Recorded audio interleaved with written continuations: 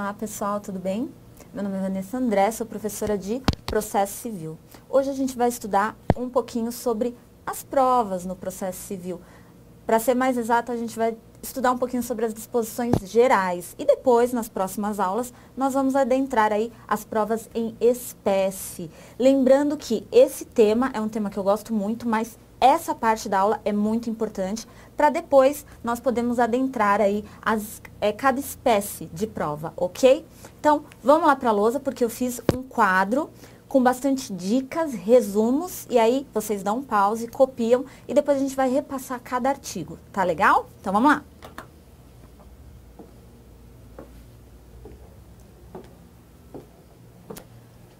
Pessoal, aqui, a gente tem aqui a finalidade da prova. Qual é a finalidade da prova no processo civil? É levar a veracidade dos fatos para formar o convencimento do juiz. Só que aqui dos fatos eu coloquei um asterisco. Por quê? Porque para muitos doutrinadores essa é a verdade real sobre a finalidade das provas. Mas a gente vai ver no 376 que eu também devo provar a minha versão e o meu direito. Porque se a gente for parar para pensar, para analisar, eu tenho que fazer prova dos fatos que eu estou falando e o direito vai fundamentar os meus fatos. Mas o 376 que nós vamos estudar vai trazer aí quando eu tenho que fazer prova do direito, ok? Ainda, elas podem ser requeridas pelas partes ou pelo próprio juiz que vai agir de ofício, ok? Lembrando que as partes podem fazer provas, todos os meios legais admitidas podem sim. Por quê? Porque elas têm que comprovar e levar a verdade dos fatos. Então, toda aquela história que ela vai contar na petição inicial, tudo que aconteceu com ela, incumbe ao autor fazer a prova do seu direito, ok? Dos fatos que está levando aquele direito. É admitido a prova emprestada, e aí está no 372 do Código de Processo Civil. Gente, aqui é um apanhado de tudo que vocês precisam saber sobre provas, ok? Antes de adentrarmos provas em espécies. Essa prova emprestada, o juiz pode admitir essa utilização de outro processo, desde que respeite o contraditório, ok?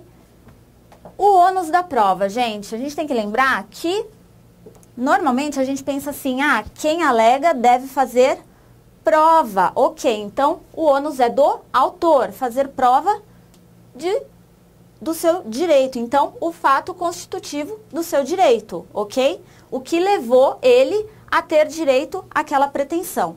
E incumbe ao réu o que, gente? Fazer prova de fato extintivo, impeditivo ou modificativo do autor. Então, aqui eu queria dar alguns exemplos para vocês. Vamos lá.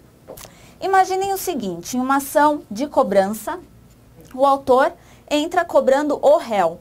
Como que ele vai trazer um fato extintivo desse direito? Simples, ele vai demonstrar que ele pagou. Então, numa ação de cobrança, se ele juntar ali, anexar o comprovante de pagamento, extinguiu o direito do autor, ok? A pretensão do autor.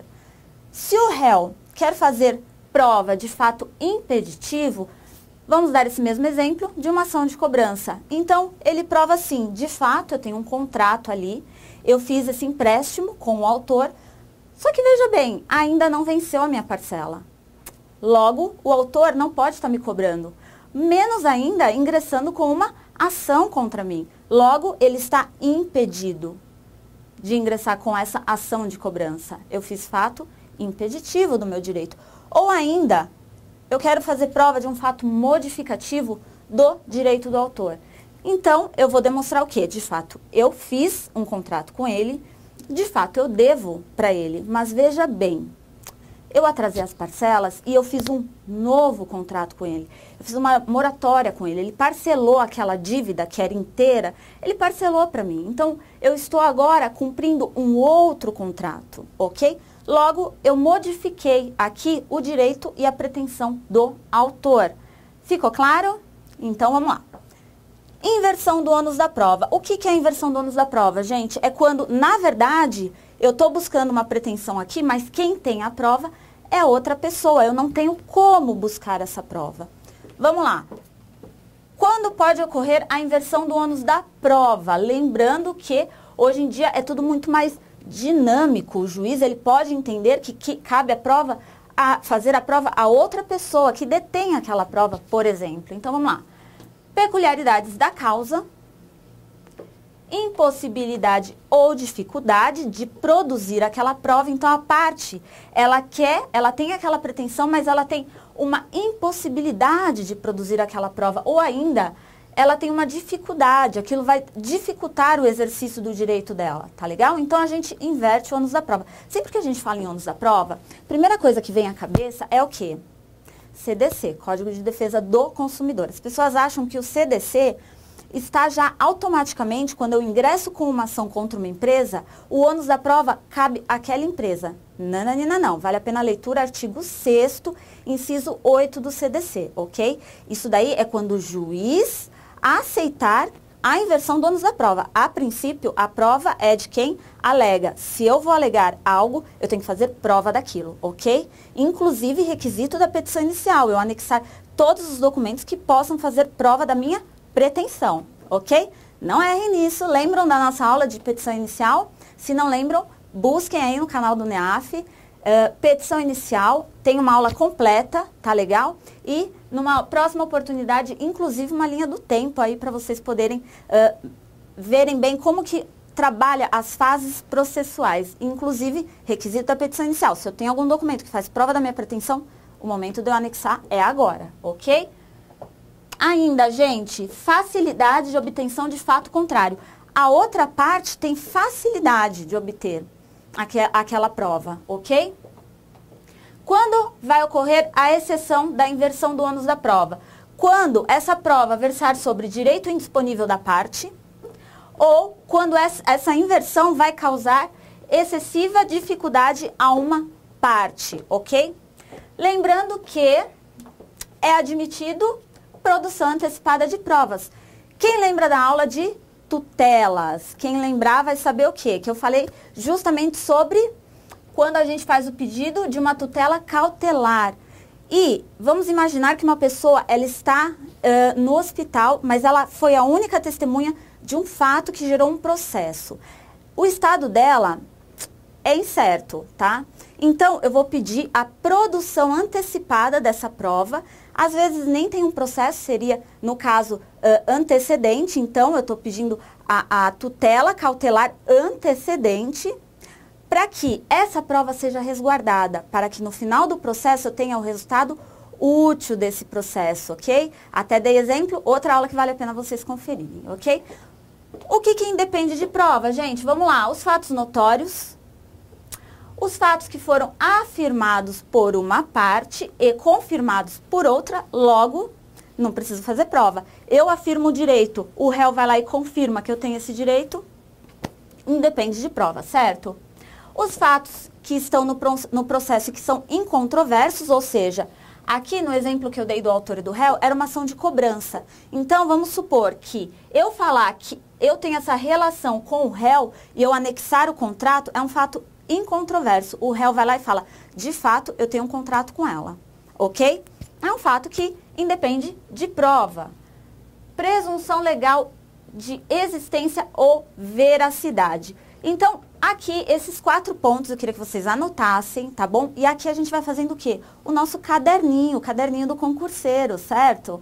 Por quê? Porque cada vez que a gente tem um resumo desse, fica mais fácil, mais simples estudar. Tem que fazer a leitura de todos os artigos, porque a gente sabe que banca pede artigo, ok? Letra de lei, tá legal? Isso daqui não vai substituir a leitura dos artigos. Eu vou deixar um pouquinho aqui e vocês copiem enquanto isso.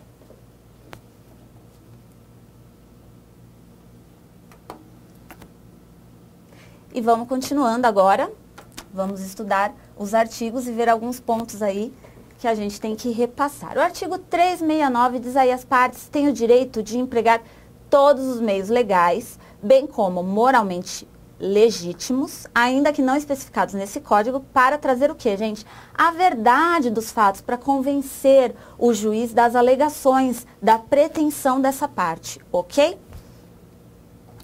Vamos lá, 370. Caberá ao juiz de ofício ou a requerimento da parte determinar as provas para o julgamento do mérito, ok? É aquilo que a gente colocou na lousa. A prova ela pode ser requerida pelas partes ou pelo juiz de ofício, ok? Tudo para ter um julgamento de mérito ao final. O parágrafo único diz que o juiz indeferirá em decisão fundamentada, 489, parágrafo 1º, as diligências inúteis ou meramente protelatórias, ok? Protelatórias, tudo aquilo que dificulta, que faz demorar o processo. Então, a outra parte está querendo protelar o processo. Então, ele está querendo dificultar, sabe? Causar demora no processo. O juiz apreciará a prova constante dos autos, independentemente do sujeito que a tiver promovido, indicará em decisão as razões da formação do seu convencimento. É o livre convencimento aí do juiz e a gente vai levar tudo que for provas para dar esse acesso a ele, para que ele possa se convencer da pretensão ou ainda que ele possa se convencer de que a pretensão do autor não existe. O 372 diz aí que o juiz poderá admitir a utilização de prova emprestada em outro processo e vai lhe atribuir o valor que considerar adequado, observando sempre, respeitando sempre o contraditório, ok? É aquilo que a gente já colocou na lousa, você tem isso daí no seu resumo. O ônus da prova, gente, a gente acabou de conversar sobre isso, incumbe ao autor quanto ao fato constitutivo de seu direito e ao réu quanto à existência de fato impeditivo, modificativo ou extintivo do seu direito. Eu dei exemplo de um por um para vocês, ó, memorizarem. Ainda tem o parágrafo 1º que diz que nos casos previstos em lei ou diante da peculiaridade da causa relacionada à impossibilidade ou excessiva dificuldade de cumprir o encargo nos termos do caput ou a maior facilidade de obtenção da prova de fato contrário, o juiz pode atribuir o ônus da prova de modo diverso, ok? Desde que o faça por decisão fundamentada, caso em que deverá dar à parte a oportunidade de se desincumbir do ônus que lhe foi atribuído. Então, a parte que ficou aí com o ônus da prova, ela pode até se desincumbir. O juiz vai dar essa oportunidade para ela, ok? A decisão prevista ali no parágrafo 1º que a gente acabou de ler não pode gerar situação em que a desincumbência do encargo pela parte seja impossível ou excessivamente difícil. A gente falou sobre isso também.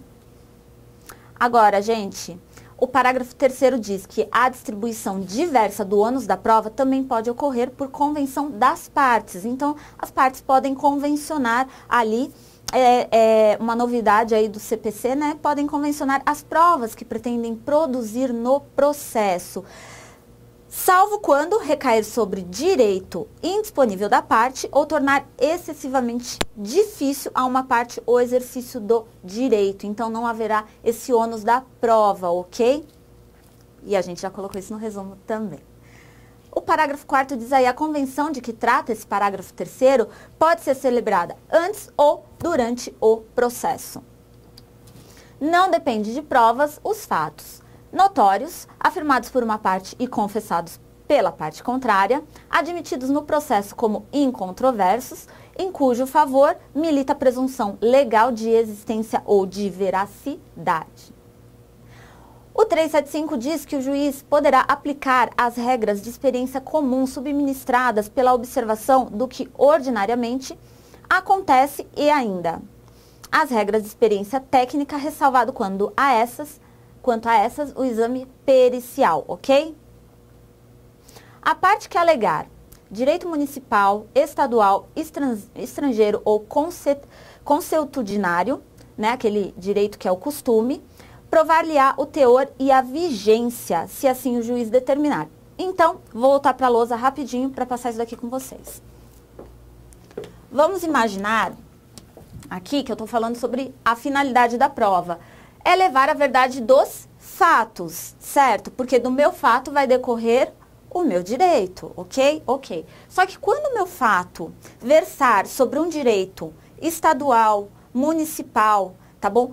Que versa sobre costumes, eu tenho que levar a legislação. E mais, eu tenho que provar a vigência dessa legislação. Porque o juiz, ele não é obrigado a ter o conhecimento de legislações estaduais, municipais, desses costumes que em cada território pode ser diferente, ok? Então, por isso que eu coloquei aqui o 376, dica, vale a pena.